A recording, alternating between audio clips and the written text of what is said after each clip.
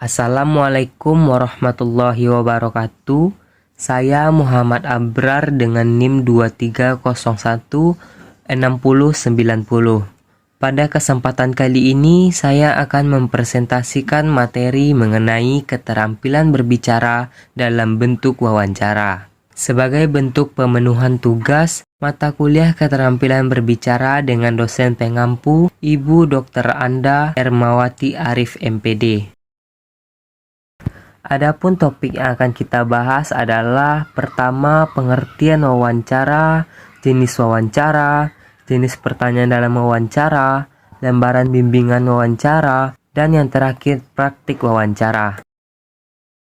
Pengertian wawancara. Menurut Kamus Besar Bahasa Indonesia, wawancara adalah tanya jawab dengan seseorang yang diperlukan untuk dimintai keterangan atau pendapatnya mengenai suatu hal. Hasil dari wawancara tersebut akan dimuat dalam surat kabar, disiarkan melalui radio, atau ditayangkan pada layar televisi. Menurut salah satu ahli bahasa Lexi Jomelong, wawancara merupakan percakapan dengan tujuan tertentu, yang mana percakapan tersebut dilakukan oleh dua pihak atau lebih, yaitu pewawancara atau yang mengajukan pertanyaan, dan yang diwawancarai atau yang memberikan jawaban atas pertanyaan-pertanyaan. Lalu selanjutnya menurut Robert Kahn and Channel, mereka berpendapat wawancara adalah pola khusus dari interaksi dimulai secara lisan untuk tujuan tertentu dan difokuskan pada daerah konten yang spesifik dengan proses eliminasi dari bahan-bahan yang tidak ada hubungannya secara berkelanjutan.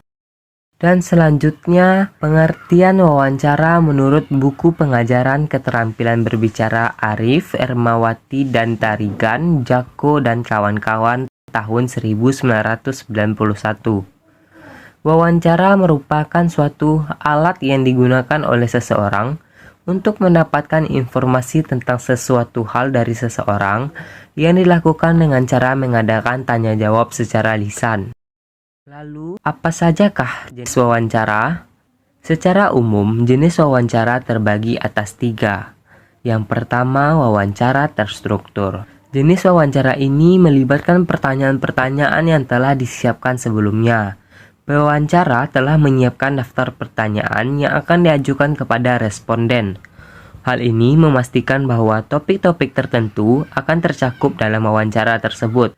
Wawancara terstruktur biasanya digunakan dalam penelitian ilmiah untuk mengumpulkan informasi yang relevan tentang subjek penelitian. Yang kedua, wawancara semi terstruktur. Jenis ini melibatkan beberapa pertanyaan yang telah ditentukan sebelumnya, namun juga memberikan ruang untuk pertanyaan tambahan yang muncul selama wawancara. Pewawancara dapat mengajukan pertanyaan yang tidak sesuai dengan urutan wawancara yang sudah ditetapkan, namun tetap dalam koridor atau tema yang sama. Jenis wawancara ini lebih sering digunakan untuk penelitian kualitatif. Selanjutnya yang terakhir adalah wawancara tidak terstruktur. Wawancara ini tidak melibatkan pertanyaan yang telah ditentukan sebelumnya. Interaksi lebih bebas dan fleksibel, tergantung pada responden dan arah pembicaraan. Pewawancara tidak menggunakan pedoman wawancara yang sudah disusun sebelumnya, sehingga jenis wawancara ini lebih cocok untuk penelitian etnografi atau studi kasus. Selanjutnya, jenis pertanyaan dalam wawancara terbagi atas 5. Yang pertama, pertanyaan terbuka. Pertanyaan terbuka adalah pertanyaan jawaban yang luas dan bebas. Artinya, penjawab bisa menentukan sendiri bagaimana bentuk jawaban dan sepanjang apa jawaban itu hendak diberikan. Yang kedua adalah pertanyaan hipotetik terbuka. Pertanyaan hipotetik terbuka hampir sama gayanya dengan pertanyaan terbuka. Yang membedakannya hanya struktur pertanyaan itu sendiri. Di sini, penanya dapat memberikan beberapa keterangan untuk menyesuaikan dengan situasi wawancara. Selanjutnya, pertanyaan langsung. Pertanyaan langsung dimaksudkan untuk pertanyaan yang menghendaki jawaban singkat dan kadang-kadang dapat dijawab dengan ya atau tidak. Pertanyaan tertutup. Pertanyaan tertutup adalah pertanyaan yang membatasi ruang gerak penjawab. Bahkan, kemungkinan jawaban telah tersedia. Penjawab tinggal menentukan salah satu pilihan jawaban itu. Kekuatan pertanyaan tertutup adalah dapat mudah dimengerti dan menghemat waktu, tetapi kelemahannya akan menjadi gangguan bila pilihan jawaban tidak ada yang disukai oleh penjawab. Yang terakhir, pertanyaan beban merupakan pertanyaan yang menimbulkan beban berat bagi penjawab, sebab tidak ada jawaban yang benar tetapi menuntut jawaban emosional. Pertanyaan semacam ini jarang digunakan karena akan menimbulkan emosional kepada penanyanya. Selanjutnya, kita akan membahas lembaran bimbingan wawancara. Lembaran bimbingan wawancara adalah dokumen yang berisi petunjuk yang ditujukan untuk si pemberi wawancara. Biasanya, berisi informasi mengenai nama si pewawancara, jenis pertanyaan yang mungkin diajukan, narasumber, lokasi wawancara, waktu wawancara, lama wawancara. Lembaran ini membantu si pewawancara merasa lebih siap dan percaya diri saat melakukan proses wawancara. Berikut, saya lampirkan salah satu contoh lembaran bimbingan wawancara. Lalu kita masuk kepada pokok bahasan yang terakhir, yaitu praktik wawancara. Praktik wawancara terbagi atas 3 tahap. Yang pertama, tahap persiapan, yang mencakup pertama, menentukan maksud atau tujuan wawancara. Kedua, menentukan informasi yang akan dikumpulkan atau didata. Ketiga, menentukan dan menghubungi narasumber.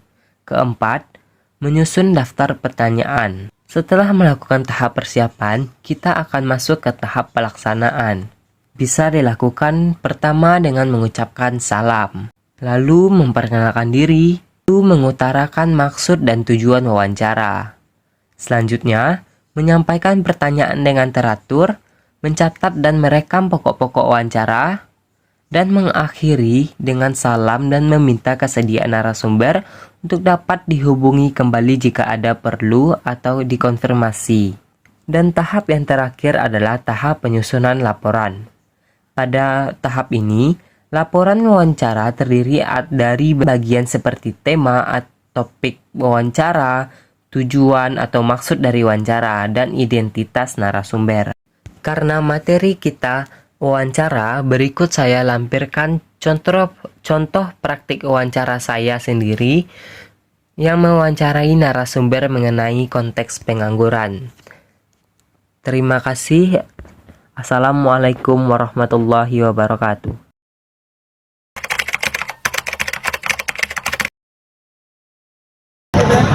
Jadi Pak, kami mahasiswa dari UNP. Kami ada tugas untuk mewawancarai orang mengenai konteks pengangguran, Pak. Kalau awak kerja membawa ibu pun kerja ni tiap hari. Jadi nggak ada kerjaan lain selain ini, Pak? Menurut Pak, pengangguran di Indonesia tuh gimana, Pak? Ya, pengangguran Indonesia tu ya banyak kayak anak-anak ngamen tu kan pengangguran dia tu kan. Ya itu dia pada nggak ada ini kan buat makan, dia kan kerja ngamen, pada dia ngambil barang orang kan, mendingan itulah kerjanya yang halal kan gitu. Kalau boleh tahu nih Pak, sebelumnya apa ada kerjaan apa sebelum ini? Sebelumnya aku bawa mobil. Benar. Terus berhenti kan apa Pak? Ya, sepi barang sekarang kan Mbak angkot. Sekarang kan nggak ada penumpangnya, kurang kan gitu. Pak, maaf sebelumnya Pak, kalau kegiatan kayak ini udah berapa lama Pak? Baru 1 tahun. Setahun ya Pak. Bapak biasanya hanya keliling-keliling pasar Iya, ini? Pak. Biasanya sehari itu dapat berapa Pak? Ya kadang nggak mesti lah, kadang 150 satu hari. 150. Itu dari jam berapa Pak? Dari jam 8 sampai jam 2, jam 3. Dari pagi sampai sore gitu? Iya, sampai sore. Udah.